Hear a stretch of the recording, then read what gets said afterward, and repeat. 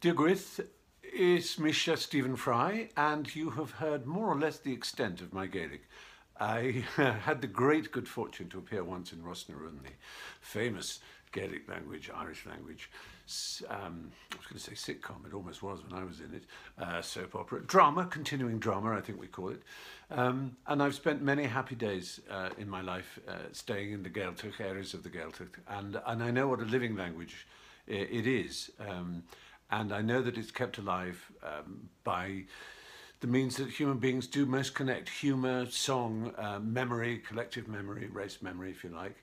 And I think it's an immensely important part of being Irish. It's one of the many things that makes being Irish special, and makes non-Irish people like me grind our teeth in envy at what it is that you have. And it may be that a lot of what you have was born in suffering and born in suppression, but you seem to have retained this extraordinary spirit to rise above it and improve it, whatever happened to you historically at the hands of my people. And the language is no small part of that. And I'm very happy to help join in the celebrations of this glorious ornament. Lots of love to you all. Bye-bye. Seachtain na Gaeilge ar RTE. Cé chuig rte.ie/SNG.